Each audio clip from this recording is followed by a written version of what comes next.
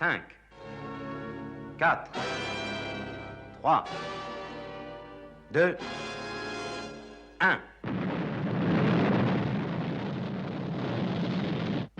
Ils sont partis.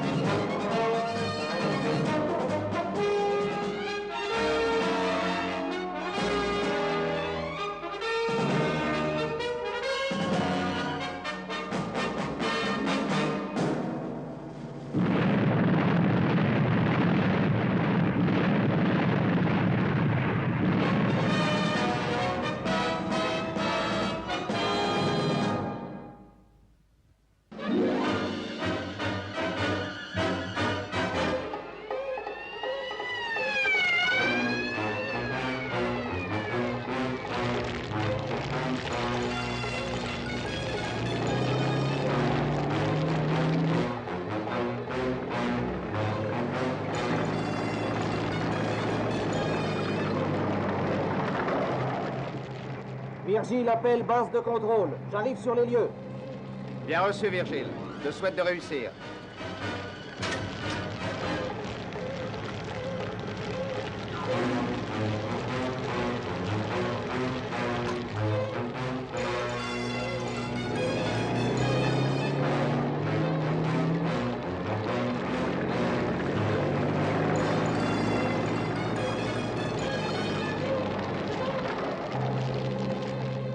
Attention, j'y suis.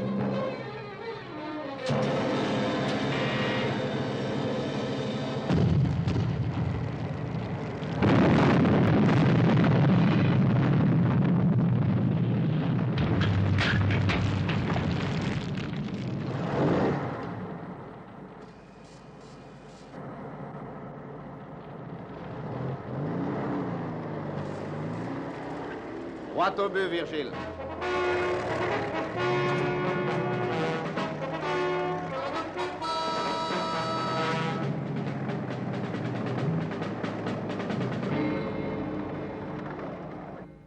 Ah, c'est le plus grand reportage de l'année, Ned. Et quand je pense qu'on ne peut rien photographier. Moi, je me demande ce qui les rend si pointilleux à ce sujet. Nous avons un travail à faire tout comme eux, non?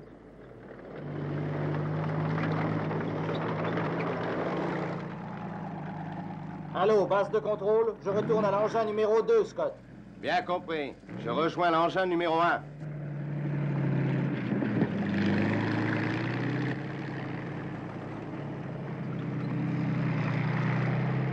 Allez, vas-y, Joe. Prends quelques clichés. Mais on n'a pas le droit. On ne va pas manquer une occasion pareille, Joe.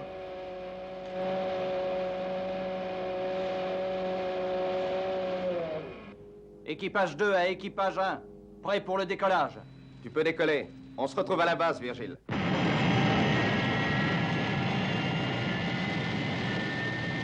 Attention, Joe. Dès que le numéro 1 décollera, tu commences à tourner.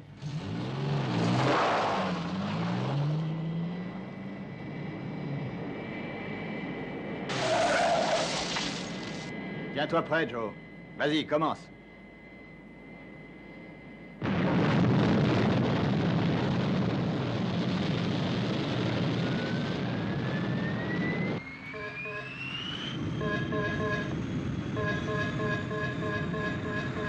Le système d'alerte photographique. Quelqu'un essaie de filmer l'appareil.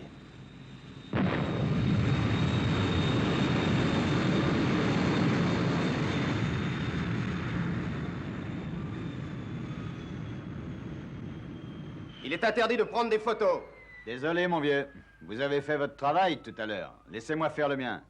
Il n'en est pas question. Pas de photographie. Détruisez-les. Oh, sûrement pas. Ce qui est fait est fait. Nous les gardons.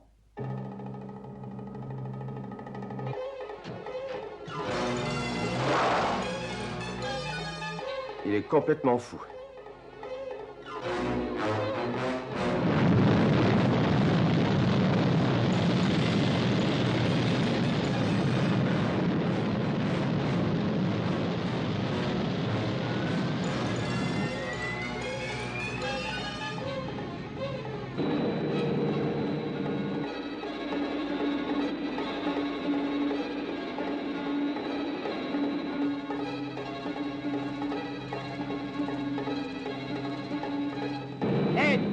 Arrête la voiture! Non, rien à faire, Joe. C'est le plus beau reportage de toute ma carrière. Je n'y renoncerai jamais, Joe.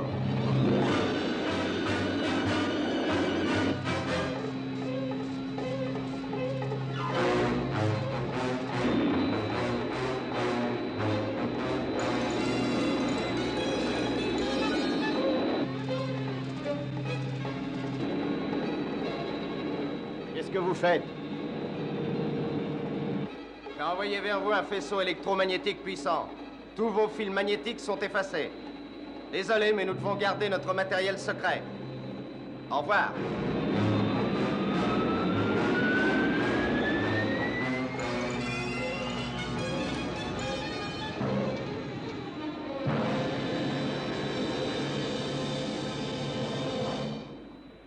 Il racontait des histoires. Il n'a pas pu faire ça. Mais il était très sérieux, au contraire. Toute la bande est effacée. Notre reportage s'est volatilisé.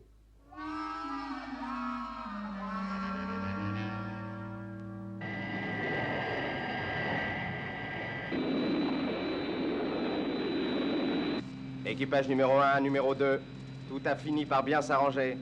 Rien à signaler, je rentre. Je te donnerai des détails plus tard. Bien compris, Scott. Je préviens que nous rentrons.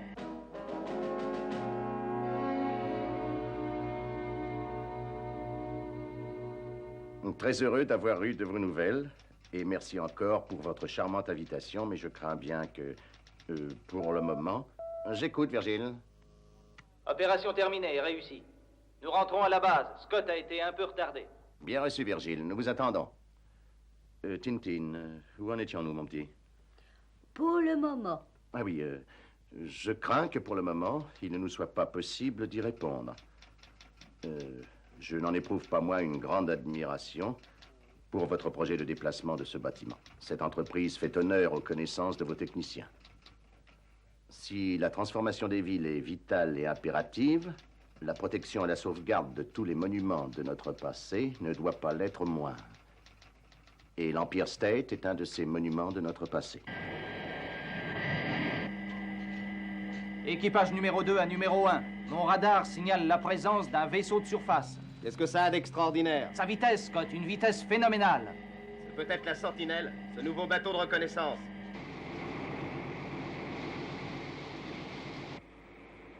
Vitesse 200 nœuds, commandant. Bon. Appelez le contrôle missile pour le rapport. Objet non identifié approche à grande vitesse. Altitude 2000 pieds. Terminé, commandant. Très bien, message reçu. Je le prends sur mon écran. Donnez-moi son cap.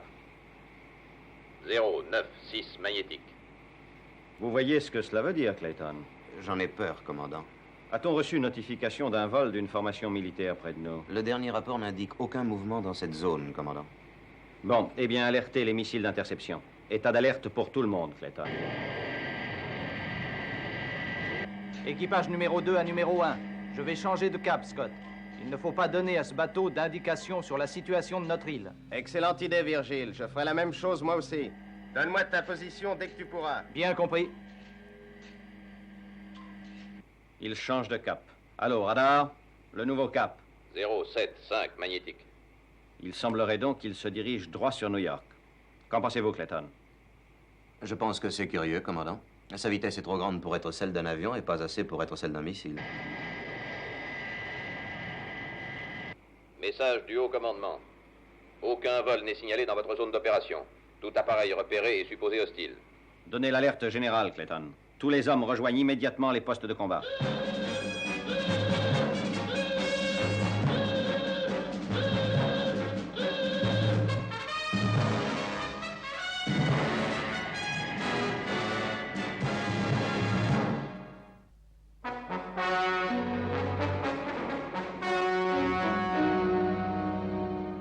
Missile d'interception. Tenez-vous prêts. Départ dans 10 secondes.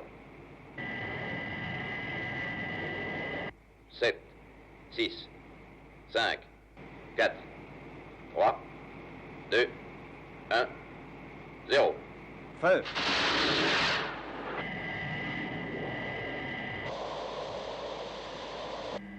Des missiles.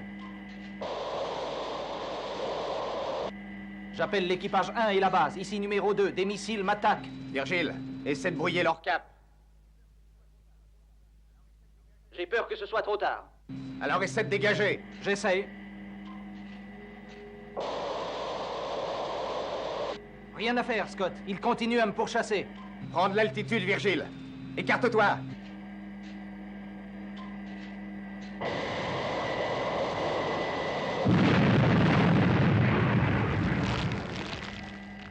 Comment ça va, Virgile? Allô, tu m'entends? Allô? Je t'entends, Scott. Le coup est passé près, juste au-dessous de l'appareil. Je crois bien avoir été touché à l'empennage. Attention, missile. Prêt à faire feu dans 5 secondes. 3, 2, 1, 0. Feu!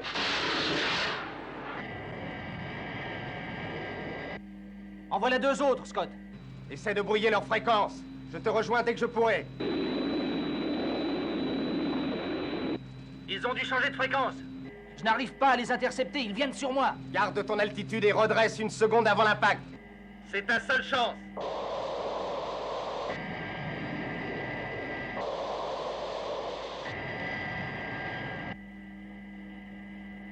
Un peu plus incliné. Encore un peu, Virgile.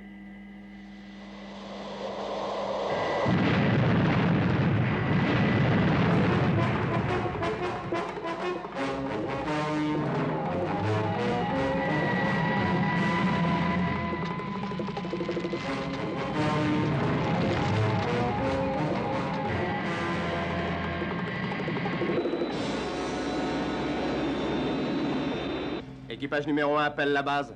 Je t'écoute. Où en est Virgile? Je ne sais pas, je crois que ça va mal. J'essaie de le rejoindre, mais il est encore loin. Son appareil a été touché. Je viens d'appeler Washington afin qu'on arrête cette ridicule attaque. Washington, commandant. Un message d'urgence. Au commandant de la Sentinelle, arrêtez immédiatement votre attaque. L'appareil non identifié appartient au groupe de sécurité internationale. Clayton, vite. Missiles 5 et 6, autodestruction.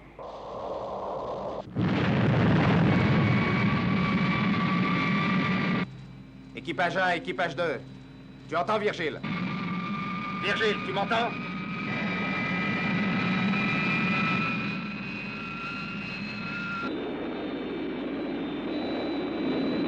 Virgile, remonte. Allô, tu m'entends? Allô, équipage numéro 2. Virgile, redresse ton appareil. Virgile, je t'en prie, fais un effort. Redresse, tu vas toucher l'eau.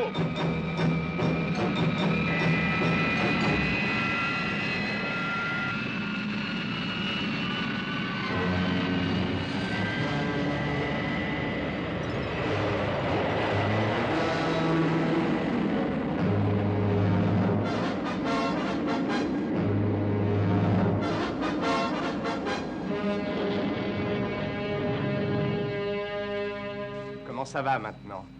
Pas tellement bien, on dirait. Les moteurs sont toujours en action, mais l'empennage ne fonctionne plus. Crois-tu pouvoir rejoindre la base?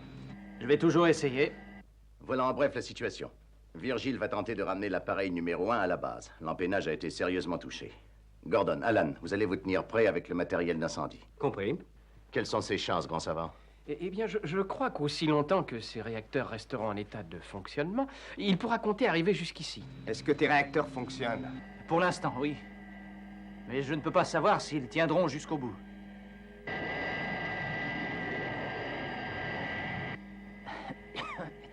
Combien de temps jusqu'à la base, Scott? 10 minutes à peine, Virgile. Rien que 10 petites minutes.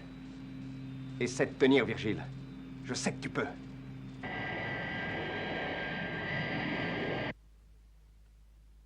Monsieur Tracy, buvez donc une tasse de café. Vos fils vont rentrer, j'en suis sûr. Vous verrez.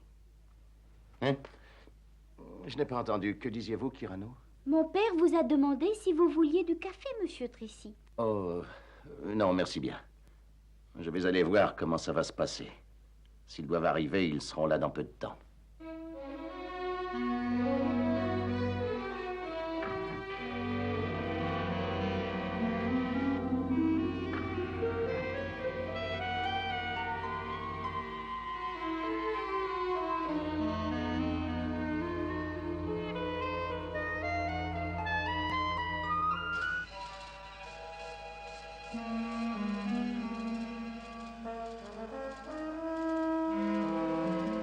Je vois que tout est paré.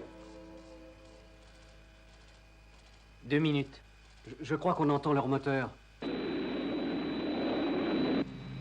Ça y est, on arrive, Virgile. On est à la maison. Train d'atterrissage, volet sorti et fusée de freinage allumée. Attention, je vais atterrir.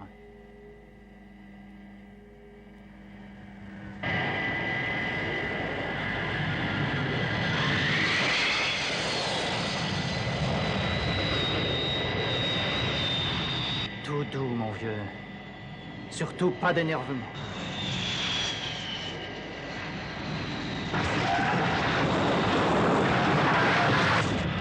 Ah, enfin, c'est gagné. Pas encore, il faut qu'il s'arrête. Je ne peux rien faire. Je ne le contrôle plus. Je vais m'écraser. Les extincteurs, vite, Gordon.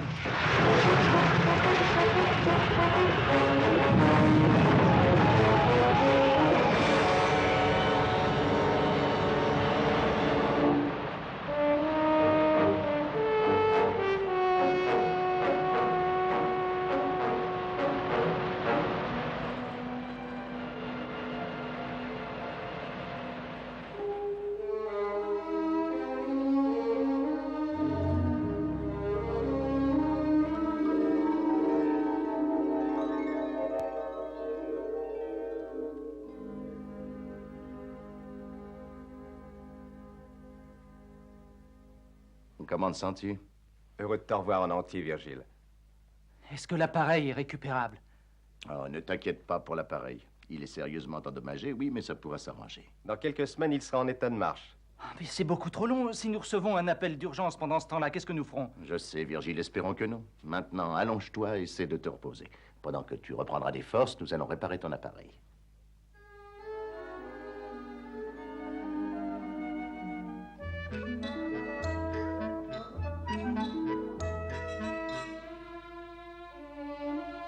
Vous croyez que vous y arriverez? Bien sûr, Tintin, on y arrive toujours. Mais bien entendu, plus les dégâts sont importants et plus c'est long. Bon sang, quel dégât. En attendant le nouveau moteur, il faut réparer celui-ci le plus tôt possible. Sans compter que le plus difficile dans tout ça, c'est de garder la chose secrète. Non, pas tellement, Scott. Chaque pièce du moteur a été commandée à une usine différente. Aucune ne sait ce que fait l'autre. Lorsque nous aurons reçu tous les éléments, nous ferons l'assemblage. J'avoue n'avoir pas pensé à ça. Je suis heureux de constater que votre accident ne vous a pas ôté l'appétit, monsieur Virgile. Ah, je n'ai jamais pu résister à votre délicieuse cuisine, Kyrano. Oh, merci, monsieur Virgile. Ah, bonjour, Virgile. Tu ne regardes pas la télévision? Oh non, non, merci bien. J'ai avalé assez de télévision pour le reste de ma vie. Mais tu sais qu'il y a un programme spécial? On doit déplacer l'Empire State Building à New York. Aujourd'hui? Aujourd'hui, oui. D'ailleurs, c'est l'heure. Et ils vont commencer. Oh, alors, je voudrais voir ça. Nous allons, dans quelques minutes, assister à un événement d'une ampleur considérable. Ah, mais je le connais. C'est Ned Cook, celui qui voulait filmer mon appareil. Oui, oui, il est très connu. Il est prêt à tout pour un bon reportage. Dans un instant, notre réseau national de télévision va vous montrer une opération qui laisse loin derrière elle la construction des pyramides d'Égypte. Pour des raisons d'aménagement de la ville de New York, l'immeuble de l'Empire State va être déplacé sous vos yeux. Non pas morceau par morceau, mais dans son entier. Il sera déplacé dans l'état où il est actuellement. Tout d'abord, je vais vous donner quelques détails sur le déroulement de cette opération. Vous savez déjà sans doute que les raisons qui ont motivé ce déplacement sont d'ordre esthétique et pratique. Le quartier doit être rasé pour permettre sa modernisation. Mais bien entendu, il n'est pas question de détruire les monuments qui ornent la grande cité. J'aurais bien aimé être à New York. Ah oui, moi aussi. Tout d'abord, un tunnel a été creusé sous le bâtiment. Des vérins hydrauliques ont été alors disposés sous les fondations et on soulève le tout. Un système de guidage fixe et un système de guidage mobile vont être maintenant utilisés, comme vous allez le voir.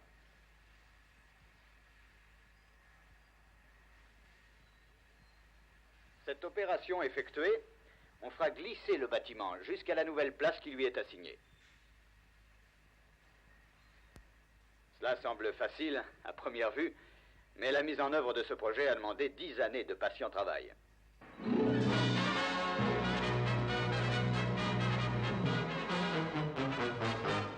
Dans quelques minutes, vous allez voir le tracteur atomique d'une puissance jamais égalée déplacer la construction tout entière. Encore une seconde.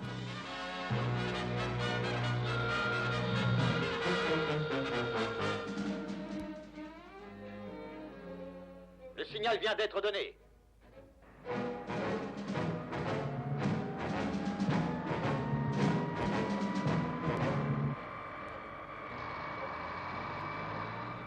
Voilà le bâtiment qui bouge. Oui, mesdames et messieurs, il se déplace.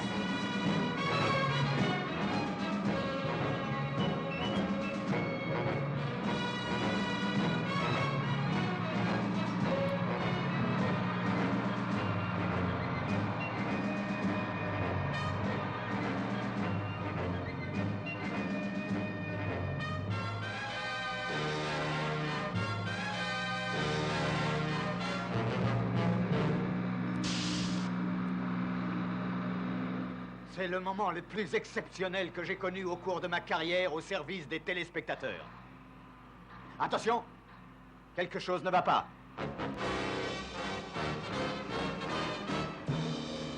Le sol semble céder sous le poids énorme.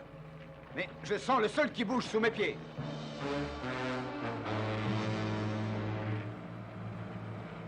Mais on dirait que rien ne va plus. Les moteurs du tracteur sont arrêtés.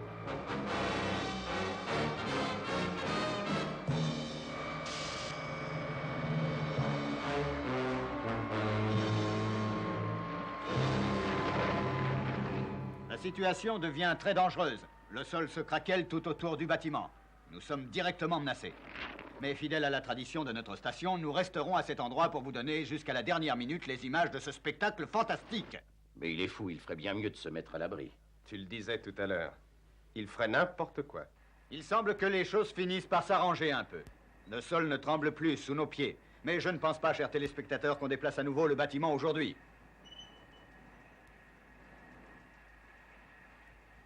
La police nous fait signe d'évacuer les lieux sans attendre. Il y a un réel danger. Il est hors de doute que le bâtiment risque de s'écrouler sur nous d'une seconde à l'autre. Nous reprendrons l'antenne dès que nous...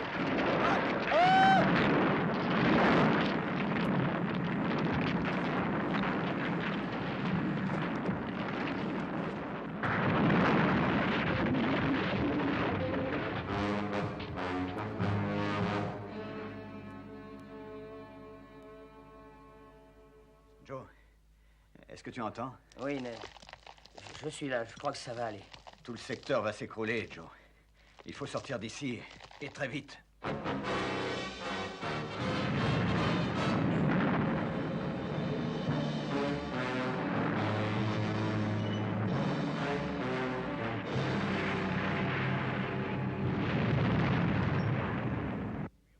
Veuillez nous excuser pour cette interruption de l'image. Nous sommes très inquiets sur le sort de nos collaborateurs. Nous espérons vous donner de nouvelles images de la catastrophe dès que nos envoyés spéciaux seront sur place.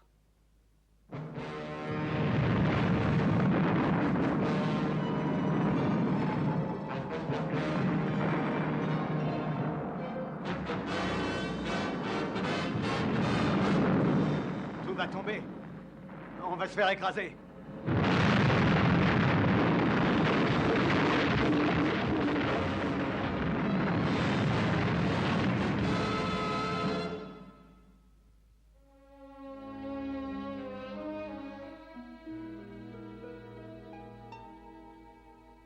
Il n'y a pas une chance qu'il soit vivant. Ce que vous voyez sur vos écrans est le résultat de la terrifiante tragédie qui vient de se dérouler à New York. L'énorme bâtiment s'est écroulé comme un château de cartes. Au secours! Est-ce que vous m'entendez? Au secours! Mais c'est Ned Cook. Comment, il sera encore en vie? Il semble, mesdames et messieurs, qu'un miracle se soit produit.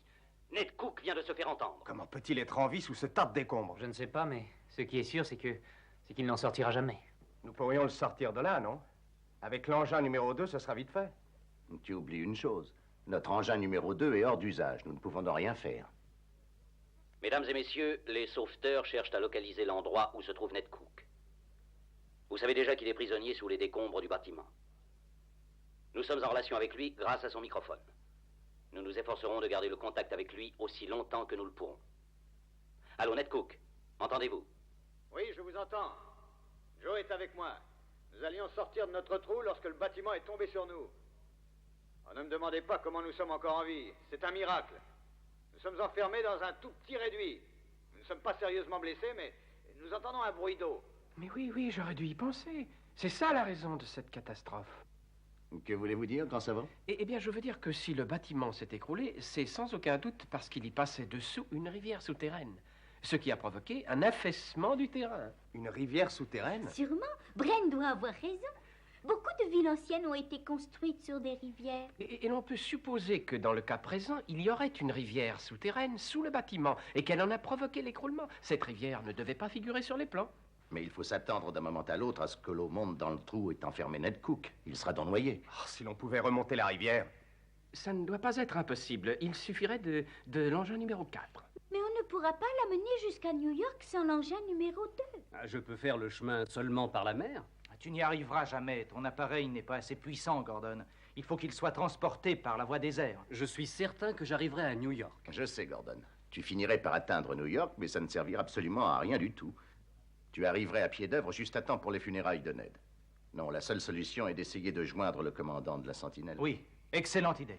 Après nous avoir gênés pour entrer, il peut bien nous aider à sortir maintenant.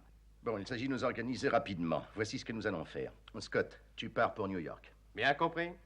Gordon, occupe-toi de l'engin numéro 4 et prends les relèvements de la zone d'exercice de la Sentinelle. Trouve-toi un point de rencontre. Je vais appeler Washington et leur demander qu'on te mène rapidement jusqu'à New York. Bien, j'y vais. Bonne chance. Est-ce que je peux faire quelque chose? Oui, va te recoucher, toi.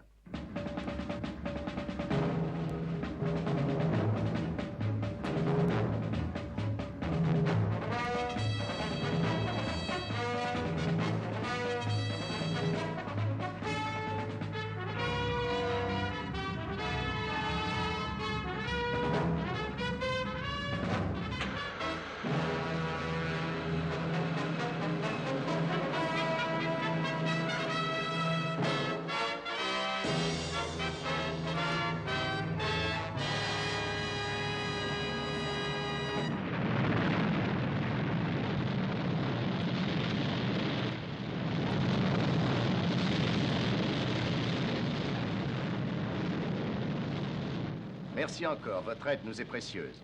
C'est la moindre des choses, monsieur Tracy. Allô, numéro 4, tout est arrangé. Partez. Gordon, l'autorisation a été donnée à la Sentinelle de te conduire à New York dans les plus brefs délais. Bien, compris.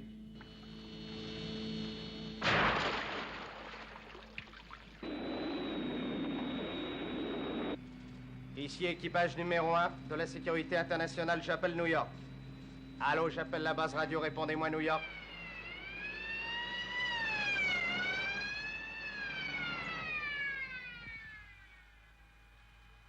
Ici, base radio New York. Allô, numéro 1. Je vous reçois bien. Très heureux que vous soyez avec nous. Avez-vous des nouvelles des 2 hommes? Les sauveteurs ont réussi à passer une sonde pour renouveler l'air et leur faire parvenir quelques aliments. Mais le plus inquiétant, c'est l'eau qui monte toujours. Bon, alors écoutez-moi bien. Je veux que toute la zone soit évacuée. C'est déjà fait, il n'y a plus personne. L'endroit est trop dangereux. Il y a encore des risques d'éboulement. Bien. Je compte être sur place dans 30 minutes. J'aurai besoin d'un plan détaillé des cours d'eau souterrains.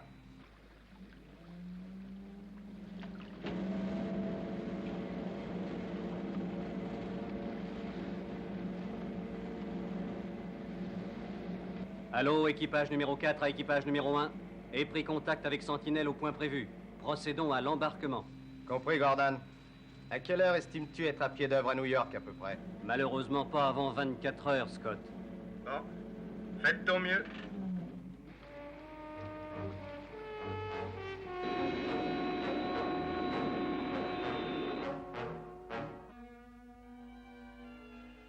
J'aurais n'aurais jamais imaginé que 30 minutes passent si lentement. Ça, moi non plus. Elles n'en finissent pas de passer. Hé, dis donc, tu n'entends rien? C'est un moteur. Cette fois, je crois qu'ils arrivent.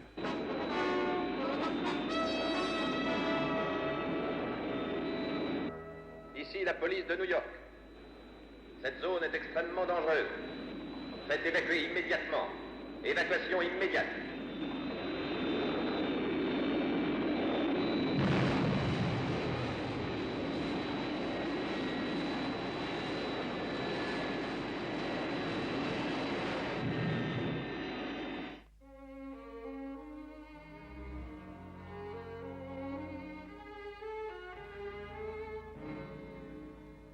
C'est curieux. J'ai beau étudier en détail le plan de l'île de Manhattan, monsieur, je ne vois rien. Si une rivière souterraine existe, personne ne l'a jamais portée sur les cartes. D'après ce plan, toute l'île est bâtie sur le roc. Il semble qu'on n'ait pas considéré cette rivière comme une menace. Est-ce que cela détruit la théorie de la rivière, Bren? Ah non, non, non, pas du tout, non. Il est très possible qu'au cours des 100 dernières années, peut-être même un peu plus, un petit ruisseau sans importance ait grignoté le rocher et soit devenu alors une rivière. Que pouvons-nous faire, grand savant? Eh bien, sans aucune carte détaillée du sous-sol de la zone à prospecter, il ne va pas être facile de retrouver le cours de la rivière souterraine. Nous verrons.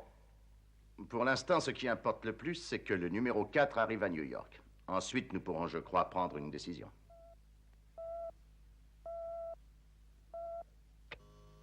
Je t'écoute, Scott. Je suis à New York. Je viens de me poser. Voici où en est la situation. Ned Cook et son compagnon sont toujours en vie.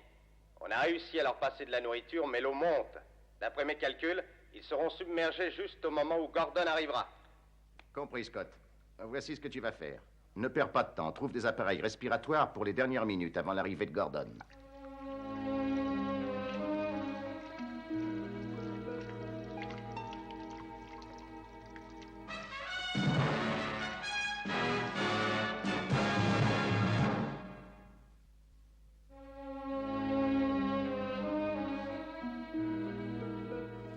Ned, j'espère que ça va. Gardez confiance. Vous en sortirez. Facile à dire, mon vieux. Mais mettez-vous à notre place, puis qu'on est là, on en a assez. Je sais, Ned. Nous faisons l'impossible. Ah, bien sûr. Excusez-moi. Mais ça devient intenable ici. Nous allons mourir de froid. L'eau est glacée. Nous en avons jusqu'à la ceinture. Est-ce que le niveau monte toujours?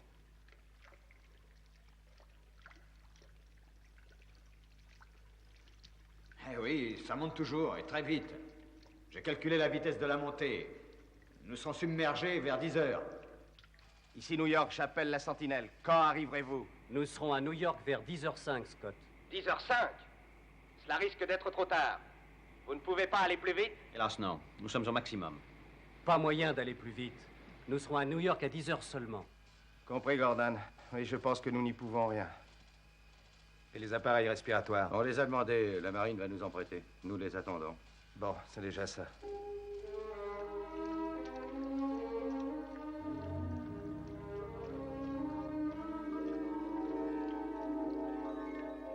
L'eau monte toujours, Ned. Ned, on va pas nous laisser ici, hein? Mais non, calme-toi, Joe. Les gens là-haut connaissent leur affaire, tu sais. On va s'en sortir. Le niveau monte toujours, Ned? Oui, hélas. Nous serons noyés à 9 heures. 9 heures. Gordon va donc arriver 1 heure trop tard. On est en train de leur passer les respirateurs. Quelle est la durée des bouteilles d'air? 2 heures. Ça nous laisse juste 1 heure pour finir les recherches. Il ne faudra pas perdre notre temps.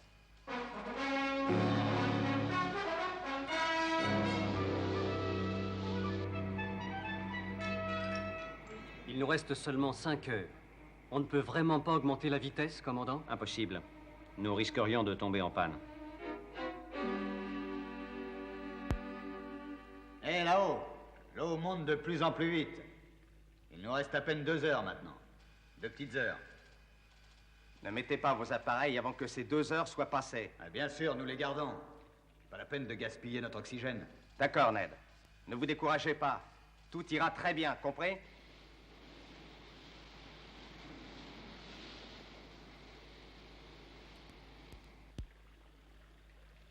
Nous devons mettre nos appareils. L'eau monte encore. Essayez de tenir encore. Le plus petit atome d'air restant dans les bouteilles peut vous sauver la vie, ne l'oubliez pas. Joe ne peut plus tenir du tout. L'eau glacée l'a presque paralysé. Nous ne pouvons plus tenir. L'eau nous arrive à la bouche. Mettez vos masques, vite, Ned, mettez les masques. Ned, est-ce que vous m'entendez? Ned, répondez. Oui, j'entends. Ça va bien. Nous avons les masques. Nous sommes assis au fond du trou. Nous attendons, on ne peut rien faire d'autre.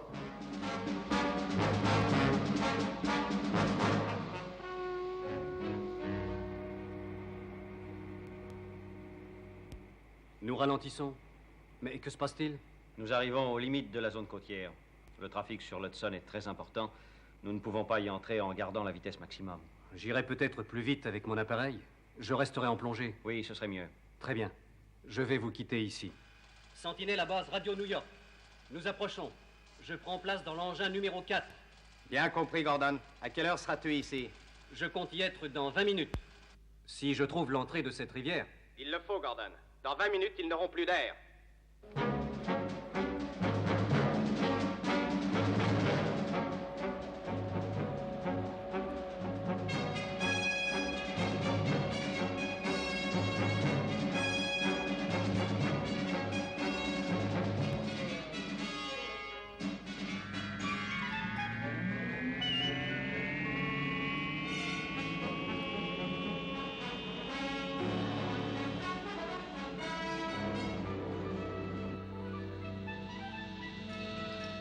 Équipage 4 à base Radio New York. Je vais entrer dans l'estuaire de l'Hudson. Les secours ne vont pas tarder à arriver, Ned. Comment ça se passe? Trop vite, à mon gré. Pensez-vous être là à temps? Mais oui, rassurez-vous. Pourvu qu'ils le trouvent.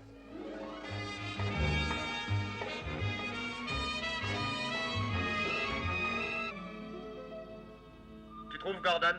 Non, rien. Non, je ne trouve pas l'embouchure. Oh, attends. Oui, je vois quelque chose. Je crois que c'est l'entrée. Il va être obligé de naviguer en aveugle. Il n'arrivera jamais à temps. Allô, Ned? Il va falloir que vous remontiez la rivière souterraine à la nage. L'eau a dû entrer par un orifice. Trouvez-le et partez à la rencontre de mon frère. Je ne suis pas sûr que Joe puisse nager. Il faut qu'il le fasse, Ned. Sinon, il est perdu. Allez-y, cherchez. Et remontez la rivière.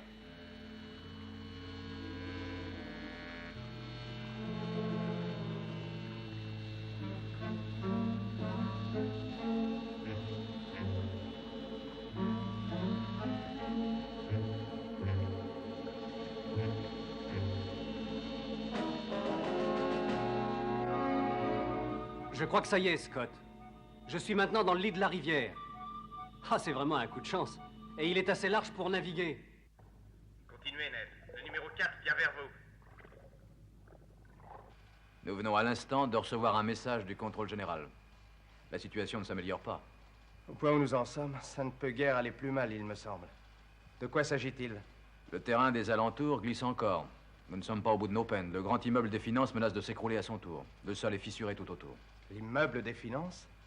Où est-il exactement? C'est celui-ci.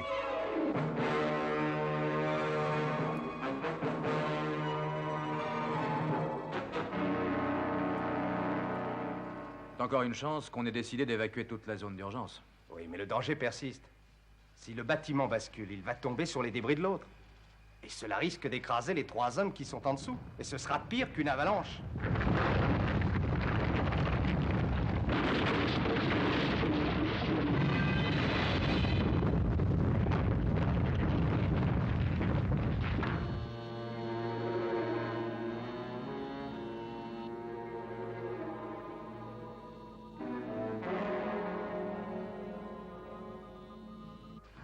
Message à l'intention des sauveteurs. Il reste 2 à 3 minutes avant que l'immeuble ne s'écroule. Les géologues déclarent qu'après cette chute, tout peut arriver. Bien reçu, Garner. Vous avez entendu, je pense. Base radio appelle équipage numéro 4. Gordon, tu m'entends? Oui, je te reçois très bien, Scott. Mais je ne vois toujours pas les 2 hommes. Gordon, écoute bien.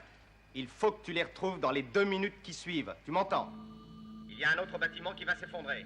Et son impact est juste sur l'endroit où nos 2 hommes sont sortis. Écoute, j'ai une idée, Scott. Laisse le circuit radio en marche et qu'ils essaient de me guider vers eux. Ainsi, nous pourrons peut-être gagner du temps.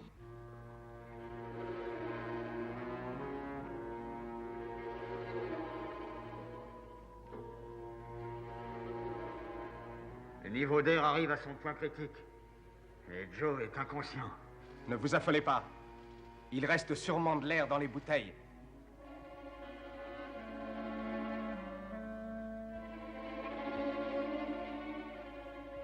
Allez, Joe. Il faut qu'on sorte de là. Viens vite. Fais un effort, Joe. Allez, nage.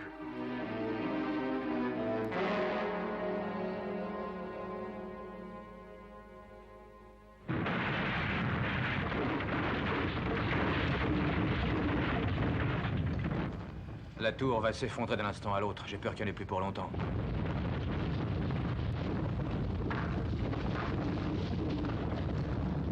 Ah, bon sang. Je ne voudrais pas me trouver dessous quand cette masse va basculer à son tour. Allô, Gordon? Aucun signe des deux hommes? Hélas, rien encore, Scott. Cherche encore. Nous devons les trouver.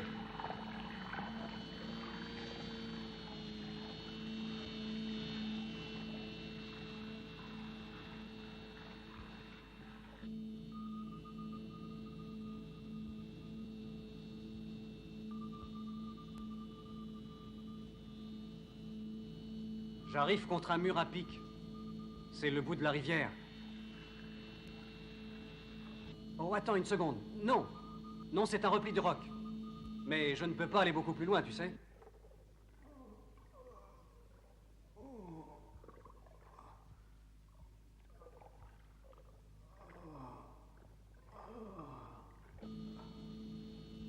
Il me semble que j'entends une plainte. Ils doivent être tout près de moi, tu sais, je devrais les apercevoir maintenant. Ned, vous entendez? Continuez à nager. Cherchez le numéro 4. Ned, Joe, nagez!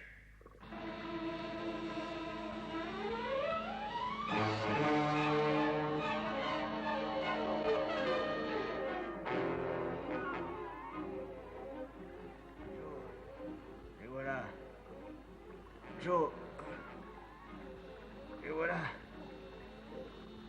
Allez fort.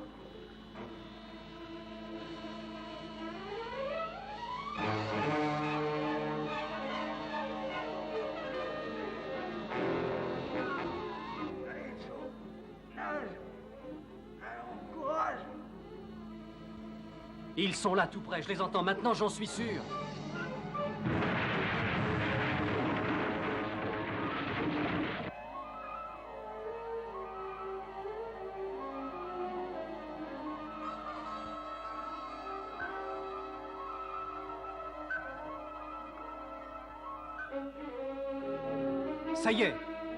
Ça y est, je les vois. Ned, ici l'équipage numéro 4. Je vais vous ouvrir le sas. Nagez vers moi.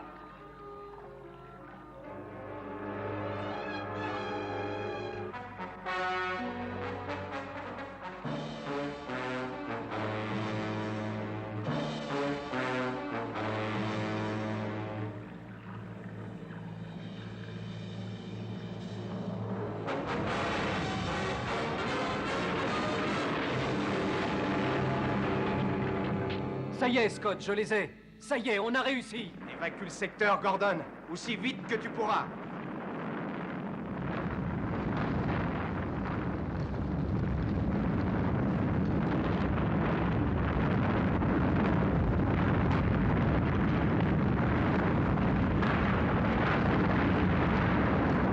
Attention, Gordon, attention, tout s'écroule. Tout s'écroule.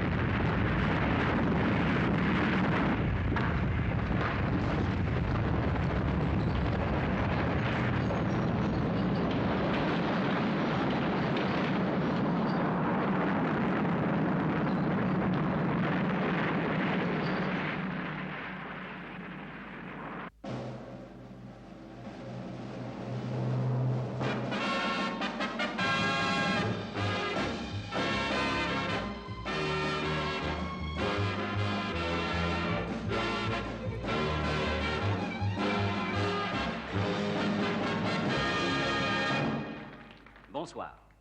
Nous souhaitons la bienvenue à Ned Cook et à son spectacle. Comme vous le savez tous, Ned n'a pas manqué une seule de ses soirées depuis qu'il a débuté, c'est-à-dire depuis 160 semaines. Il y a quelques jours, notre ami Ned Cook et son assistant ont été sauvés de justesse d'une effroyable catastrophe.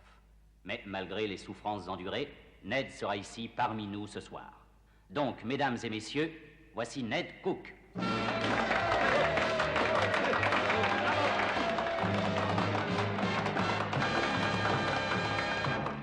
Merci, mes amis. Merci à vous tous.